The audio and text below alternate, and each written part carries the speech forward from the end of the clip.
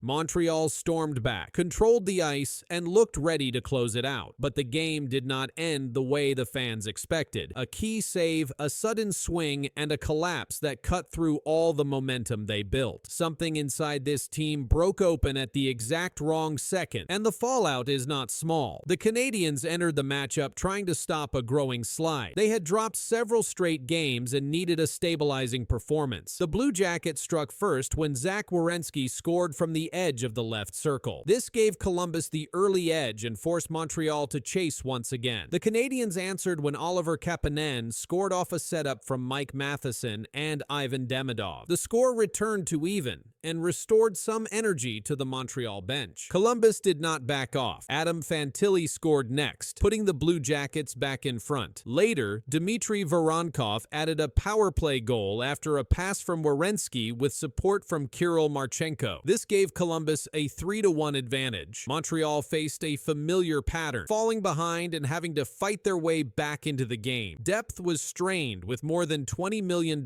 in injured players out of the lineup, including key names across multiple positions. Their strong 9-3-0 start had already been replaced by a stretch of games with fewer wins and more pressure building. Montreal responded in the third period when Josh Anderson scored off passes from Lane Hutson and Jake Evans. The score closed to 3-2 and shifted momentum. The Canadiens continued to attack, and Lane Hutson tied the game with a shot from above the left circle, with assists from Noah Dobson and Cole Caufield. The comeback was complete, and the building atmosphere changed sharply. Montreal controlled the pace, controlled possession, and had a clear chance to finish the game. The overtime frame showed complete control by Montreal. They outshot Columbus 6-0 and pushed the Blue Jackets deep into their zone. Every play built pressure and forced Columbus to defend. The key moment came when Jet Greaves stopped a shot from Ivan Demidov in the final seconds of overtime. That save kept the game alive for Columbus and set up the deciding shootout. The Canadiens' overtime pressure showed how close they were to taking control. 6 straight shots against a team that did not register one reflected complete territorial advantage. Every rush, every zone entry, and every cycle play pointed toward a possible finish. Yet the final touch never came. The key save on Demidov from close range became the turning point. Greaves reacted and closed the lower half of the net. That play kept Columbus from breaking. The Blue Jackets relied on timely execution. Kirill Marchenko recorded 2 assists in regulation and then scored the deciding shootout goal. His final attempt beat Jacob Dobes and shifted the game in Columbus's favor. Dobes stopped 20 of 23 shots before the shootout. Greaves finished with 29 saves on 32 shots. The goaltending difference in the shootout defined the outcome. Montreal's scoring came from Kapanen,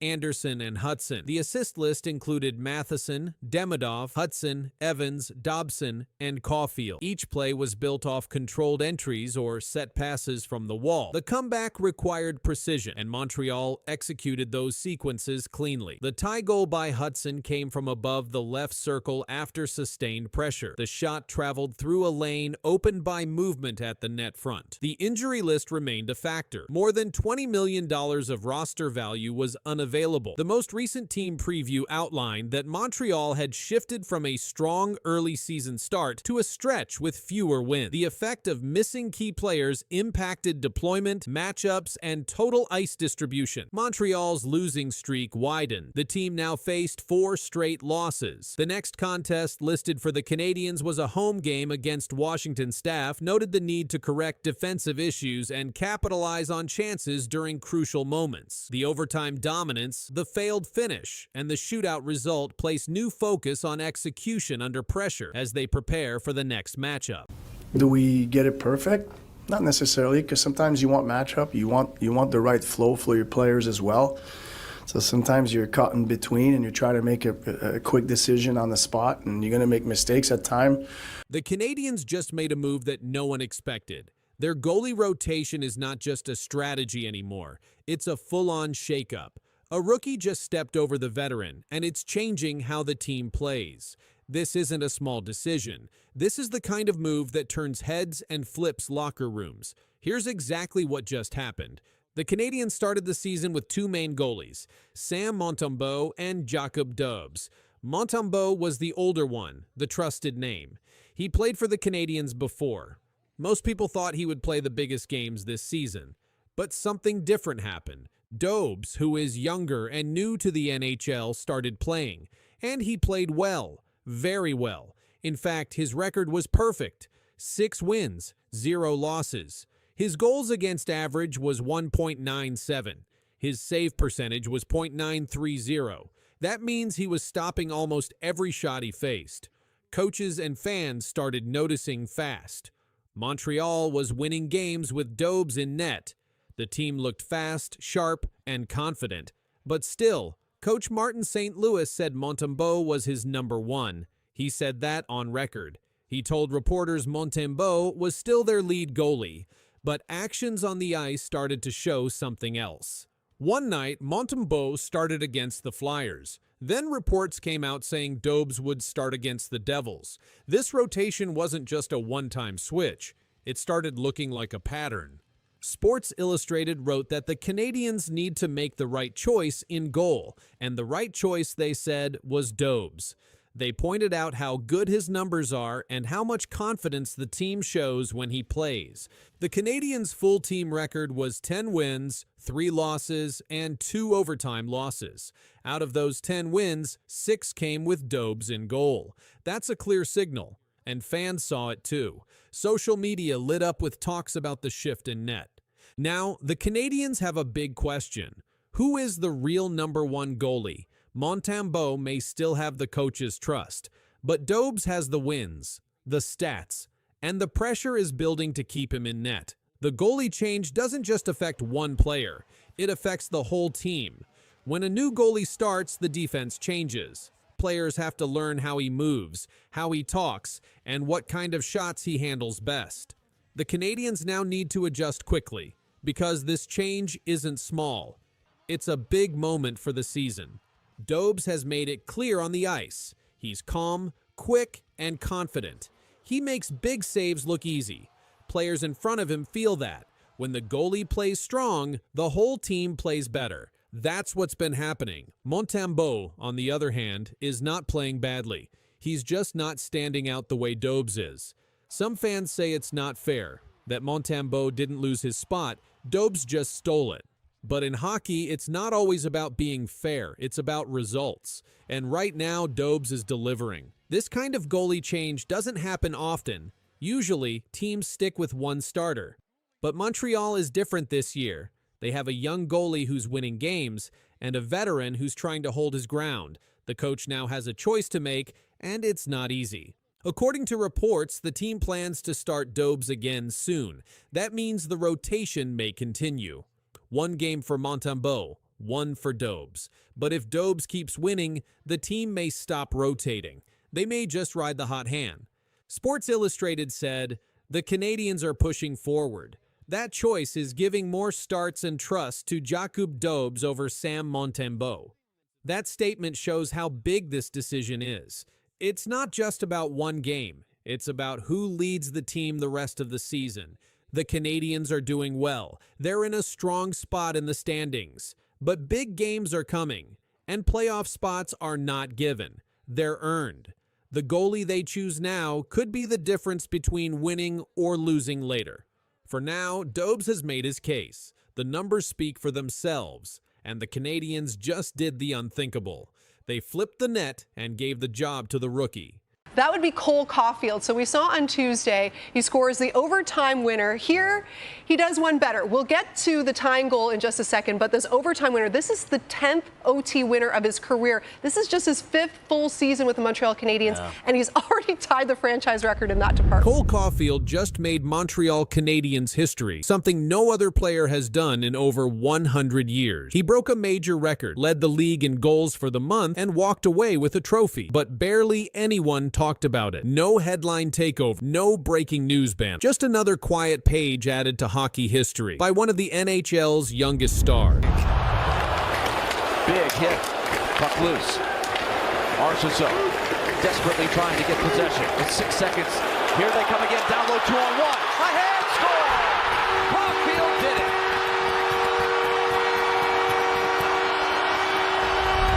Caufield has broken a franchise record that stood through generations of Canadiens legends. He now holds the all-time record for most overtime goals in Montreal Canadiens history. Not Maurice Richard, not Guy Lafleur, not Jean Béliveau. Caufield. He did it in fewer than 300 games. With his 11th overtime goal, Caufield passed every Canadiens player in the club's century-plus existence. The Canadiens, one of the oldest and most storied teams in the NHL, have existed since 1909, and no player, not even in those dominant dynasty years, recorded as many sudden death winners in the regular season as Caufield has already. What makes this more remarkable is the pace. Caufield has scored 10 overtime goals in just 292 NHL games, a faster pace than most known overtime performers in league history. While the NHL only began officially tracking OT goal stats in the modern era, Caufield's achievement remains a significant standout in a franchise that's had more than its share of Hall of Famers. This wasn't the only highlight of his recent run. While quietly breaking this century-spanning record, Caufield also delivered one of the strongest starts to a season across the entire NHL. He led the Canadiens in goal, tied for the league lead in scoring at one point, and earned the Molson Cup for October, an award given to the team's top performer based on star selections and points. But it barely made noise outside the Habs fanbase. No league-wide celebration, no major network feature, just a quiet line in a game recap. Caufield scores OT winner, and on to the next matchup. That silence stands in sharp contrast to what he's actually accomplishing. The Canadiens are climbing back into contention, and Caufield is the central figure. He's not just scoring, he's deciding games, in regulation and in overtime. He's setting records in a sweater worn by the greatest legends in hockey history, and he's doing it without fanfare. Cole Caufield's overtime goal record may be the biggest story nobody's talking about, but it's not the only thing he's doing right now that should matter. While leading the Canadiens in goal, Caufield also helped power Montreal to one of their best starts in years. The team's 9-3-1 record through October wasn't fueled by flukes. It was built on pressure plays, early leads, and late finishes. Caufield's fingerprints are all over it. He's not just a goal scorer anymore. He's a game closer. Yet despite all this, the spotlight remains elsewhere. Bigger names, bigger markets, or flashier moments steal attention. But Caufield's results remain unmatched in impact, and that's exactly what makes the current silence so strange. 11 overtime goals, a team-leading season start, and a Player of the Month award, and somehow it's still under the radar. Even the Molson Cup announcement barely made headline. In any other Canadian market, a player tying for the NHL lead in goals while winning team MVP honors for the month would flood sports media. But Caufield's milestone was mentioned, then quickly passed over. No feature packages, no long segments. Just a mention and move on. That silence doesn't change the numbers. There's also the consistency. He's producing against top defenses, not just soft matchups. He's scoring game winners. He's registering multi-point nights when his team needs a lift, and he's not relying on one skill set. He's evolving with every shift. His one-timer still draws defenders, but now his skating and positioning are becoming as lethal as his shot. The NHL's oldest franchise just had a record broken that stood longer than most players' entire careers. And the guy who did it, he barely said a word. Just one more goal, one more win, one more chapter in a story nobody expected and few are talking about. But the record is real. The numbers are official, and Cole Caufield's name is now written where no one else's ever was. Pierre LeBrun and Darren Dreger, usually guys it takes a month or two before we get into the trade rumors of good players on struggling teams coveted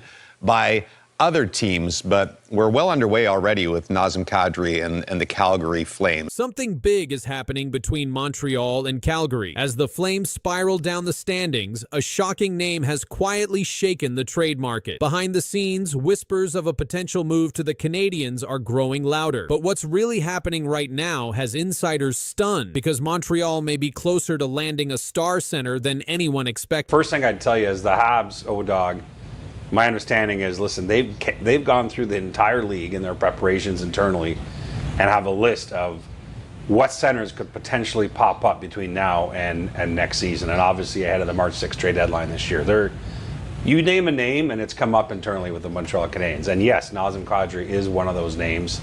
I think the Habs would have interest in him Nazem Kadri's name has become one of the most active in NHL trade circle. The Calgary Flames sit at 2-8 and 1-11 game, their worst start in years. Kadri leads the team with 8 points in those contests and is now just 4 games away from reaching the 1,000 game milestone in his NHL career. Despite his performance, the growing instability inside Calgary has sparked league-wide trade speculation. According to multiple reports, the Montreal Canadiens are one of several teams exploring center options. TSN insiders Pierre LeBrun and Darren Dreger confirmed that Montreal continues to search for a true second-line center to strengthen their roster. LeBrun noted that if Calgary ever decides to move Kadri, the Canadiens would be a logical fit. However, both analysts emphasize that the Flames are nowhere close to making that decision. Kadri's contract remains a significant fact. He is signed through 2029 with a $7 million cap hit. Originally protected by a full no-move clause, his deal has now shifted to a 13-team no-trade list, meaning Montreal could technically pursue him if they are not on that list. That adjustment alone has created a surge of interest, as it gives general manager Kent Hughes new room to maneuver. Still, there are clear limits to how far the Canadiens are willing to go. Frank Saravalli stated on Bleacher Report's Insider Note that Montreal's top 2024 first-round pick, Michael Hague, is completely off the table. When asked about the possibility of including Hague in a Kadri trade, Saravalli replied directly, "No, it's not." He described Hague's early NCAA season at Michigan as pretty special so far, adding that Montreal have to be thrilled with yet another interesting prospect in their pipeline. But the tension continues to build. Calgary's early slump and internal struggles are drawing league attention. Montreal's need for a proven center only fuels the speculation further, and as the Flames face mounting pressure to fix their season, observers can't help but wonder, could Kadri's 1,000th game be one of his last in a Flames jersey? The next few weeks could decide whether Nazem Kadri stays in Calgary or joins Montreal. League insiders say Flames GM Craig Conroy is under pressure as the team sits 2-8 and 1, their patience running out. Kadri leads the roster in scoring and is just 4 games from his 1,000th NHL appearance, yet his name dominates trade discussion. Montreal's GM Kent Hughes continues searching for a proven second-line center behind Nick Suzuki. Players like Christian Dvorak and Jake Evans haven't provided consistent offense, making Kadri a logical fit. His $7 million cap hit through 2029 complicates talk, and any deal would likely need Calgary to retain salary or take contracts back. Still, Montreal's cap flexibility after moving Carey Price's contract to long-term injured reserve keeps them in position to act. TSN's Pierre LeBrun reports the Flames aren't close to trading Kadri, but Montreal has done its homework, monitoring his leadership and playoff experience. Head coach Martin St. Louis values that intensity. Insiders say Hughes won't sacrifice the rebuild for short-term gain, giving Montreal leverage as Calgary's slump deepens. Kadri's looming 1,000th game adds tension. It could come in a new uniform if talks advance. For now, both clubs wait, and every Calgary loss makes a move feel closer. If you're a Habs fan, then rookie Ivan Demidov needs no introduction. The Montreal Canadiens announced the signing of the 19-year-old Russian forward to the utter jubilation of fans. The 19-year-old Russian player's flight was the most tracked in the world. Something shocking is happening in Montreal. 19-year-old Ivan Demidov is racing past every other rookie in the league. His early performance has already pushed him to the top of the Calder Trophy watch list. Analysts call his rise remarkable. The data says it's real. This is the crazy reason why Ivan Demidov might win the Calder Trophy. 3 times in NHL history, a team has won the Calder Trophy in consecutive seasons. The last occurrence happened in 1968 when the Boston Bruins accomplished this feat. The Montreal Canadiens now sit in position to become the 4th franchise to achieve this milestone. Lane Hudson won the award in 2025. Ivan Demidov leads all rookies in scoring through October 2025. Folks, we have a Calder Trophy race. Ivan Demidov is right back in it. 9 points in 10 games to start the season. Ivan Demidov has 9 points through his first 10 NHL games in the 2025-26 season. He has scored 2 goals and recorded 7 assists. This places him first among all rookies in scoring. Demidov became the first Canadian